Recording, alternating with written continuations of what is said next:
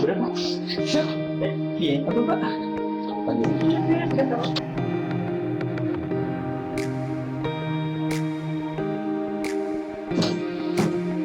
Kalau bahasa saya belajar public speaking ya. Adrian 2. Iya, dia belajar. Ya, dia kan orangnya suka belajar. Oh. Dia kan kalau ini sama-sama. Silakan juga Pak. Sama ya, Bukan sudah sih. belum main.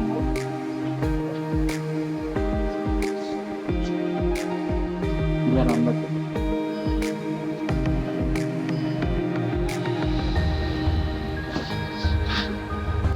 Mbak, silahkan ceritakan tentang Mbak secara singkat, padat, dan jelas. In Indonesia or English? Oh, sampai lulusan bahasa Inggris ya? Iya. Masya Allah. Nanti masuk deh. Bisa bahasa Arab? Akan belajar. Oh. Oke, silahkan. Oke, selamat siang Bapak. Ya. Sebelumnya saya ucapkan terima kasih atas kesempatan wawancara hari ini. Perkenalkan nama saya, Bapak bisa memanggil saya 23 tahun dan tinggal saya fresh graduate lulusan dari Universitas dan saya mengambil jurusan pendidikan bahasa Inggris dan lulus pada tahun 2019 tahun lalu. Dalam menjalani hidup sebagai mahasiswa, saya pernah mengikuti organisasi yang dinaungi oleh jurusan kami, yaitu ESA atau biasa kami disebut English Association Student, di mana pada organisasi itu kami menyediakan beberapa seminar, yaitu seminar tentang bagaimana mendapatkan skor TOEFL yang baik, yang tinggi, bagaimana cara untuk belajar ke luar negeri. Juga kami menyediakan beberapa layanan teaching kepada anak-anak. Oke. Dan untuk kegiatan saya saat ini setelah lulus, saya adalah seorang job seeker, pencari kerja yang sedang berusaha mencari pekerjaan yang terbaik buat saya. Dan sebelum pandemi ini, saya adalah seorang English private teacher, guru privat anak-anak SD, SMP, SMA. Dan untuk hobi saya suka menyanyi meskipun saya tidak memiliki suara yang cukup baik. Luar biasa sekali. Cerita Anda sangat menarik dan memang sangat menarik untuk didengar. Bisa disebutkan 3 kekurangan dan 3 kelebihan? Pertanyaan yang kelebihan dan kekurangan. Oke, saya akan mulai dari kelebihan. Silakan. Untuk kelebihan, setelah 23 tahun, saya bisa mengambil kesimpulan bahwa saya adalah pendengar yang baik. Itu terbukti ketika teman-teman saya memiliki masalah, memiliki suatu struggle, mereka akan go to me, akan datang ke saya untuk bercerita dan meminta suggestion dari saya. Dan itu saya memiliki komunikasi yang baik terhadap orang yang lebih muda ataupun yang lebih tua dari saya, dan saya bisa mengontrol emosi saya meskipun saya sedang marah, sedang kecewa atau sedang nervous. Saya bisa mengontrol emosi saya. Dan kekurangan.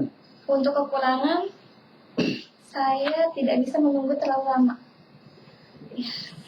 Yang pertama, yang kedua, saya juga tidak bisa jika sesuatu berjalan sangat lambat. Dan karena hal itu, terkadang saya terburu-buru karena ingin segala sesuatunya cepat selesai.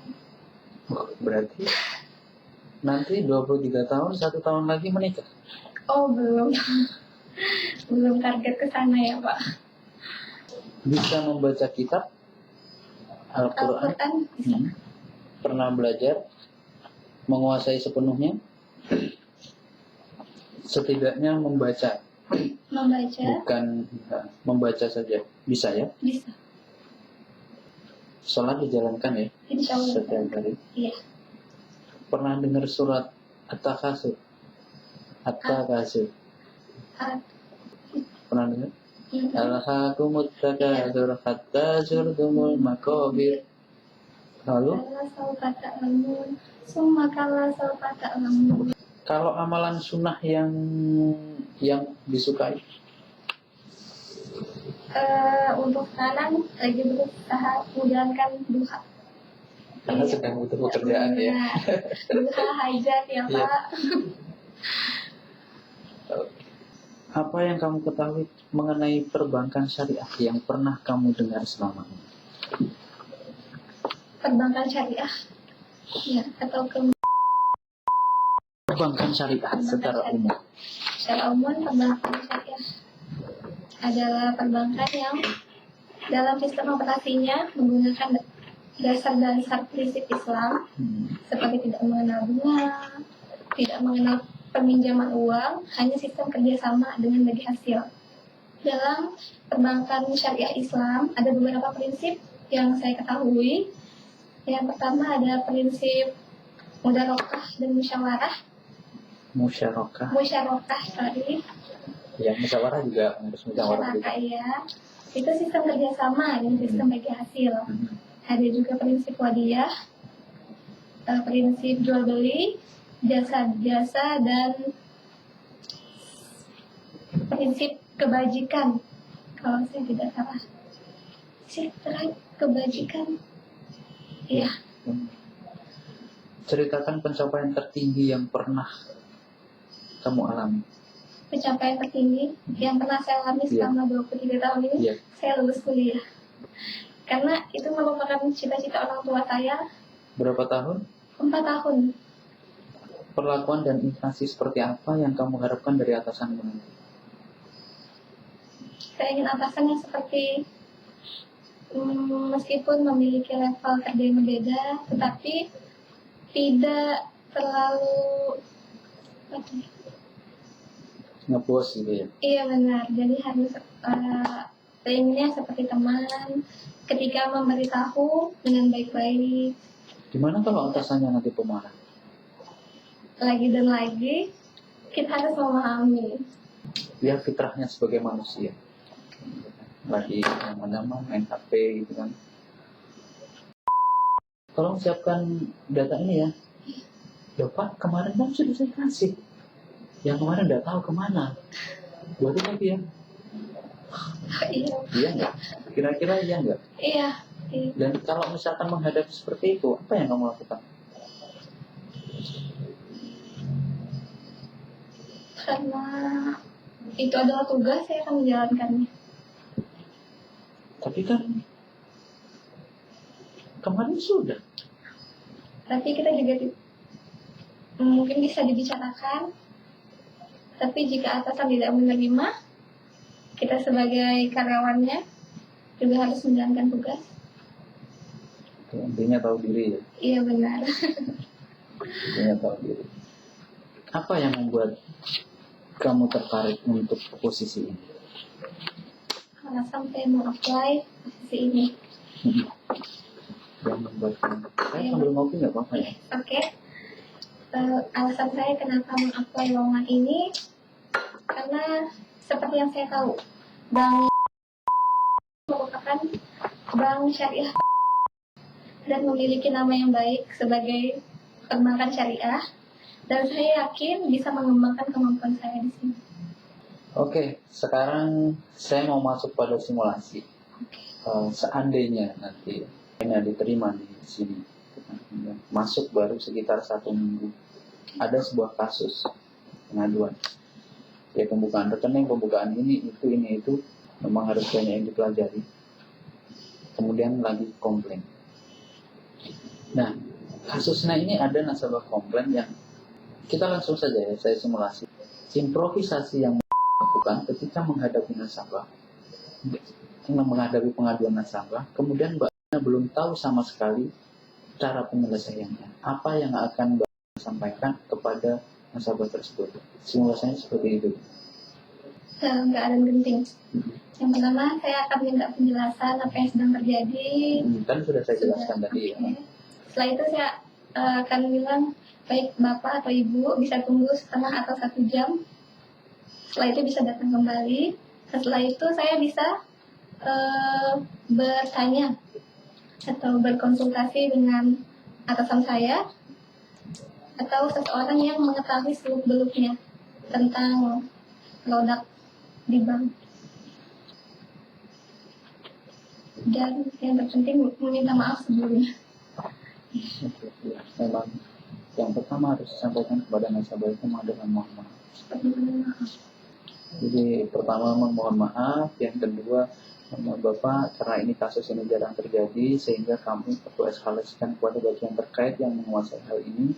Jadi Bapak atau Ibu bisa mohon tunggu sebentar, beberapa menit saya akan konsultasikan dulu.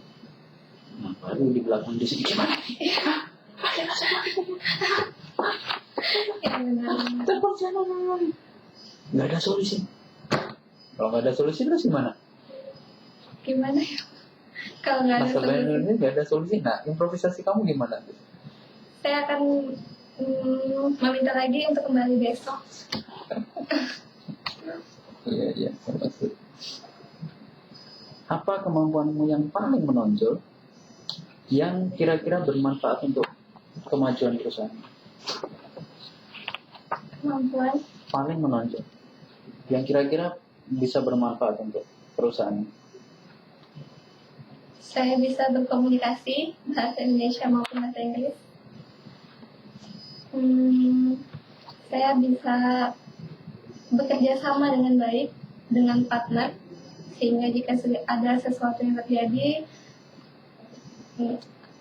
akan terjalin kerjasama untuk menyelesaikan masalahnya. Dan satu lagi yang seperti kelebihan saya bisa mengontrol emosi. Oke. Mbak Ena pernah jualan produk? Jualan produk? Pernah punya tantangan itu? Tidak pernah, tapi di rumah jualan sembako. Iya. Jadi kan aktivitas customer service itu salah satunya adalah jualan. Yang dijual ya produk tabungan, produk bisa tabungannya apa saja, produk haji, asuransi dan sebagainya. Dan memang customer service ada target sendiri juga. Tapi saya menyukai apa yang kebiasaan Anda lakukan dari katanya loyal. Kenapa kami harus menerimamu di sini? Kenapa? Karena saya yakin bisa menjadi tim kerja yang baik. Saya bisa menyelesaikan tugas dengan tepat waktu, dan saya bisa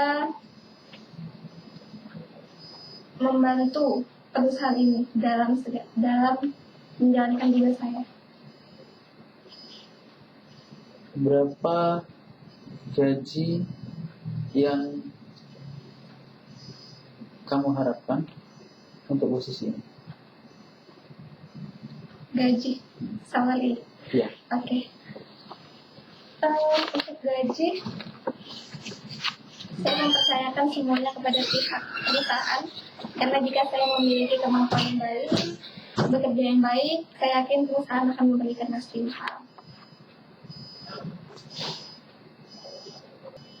Mbak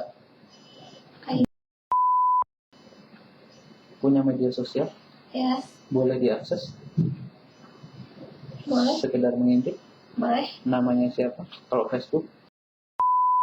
Instagram sama.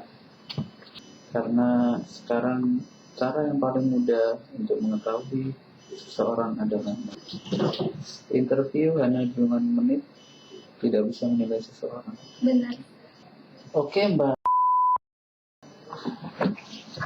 semoga berhasil dan kita punya banyak pertimbangan. Mbak nanti bisa menunggu sekitar kurang lebih 2 minggu atau ya sampai dengan 2 sampai dengan 3 minggu. Yang penting ponsel aktif atau email juga kadang-kadang dicek Dan karena kalau misalkan biasanya kamu hubungi lewat telepon nggak bisa, kamu kirimin email misalnya. Semoga berjodoh di sini. Amin. Dan sukses. Terima kasih banyak dan semoga sukses ya. Terima kasih ya Pak. Sama-sama. Saya beri kabar baiknya. Ya, insya Allah. Amin. Mari, Pak. Yuk, mari.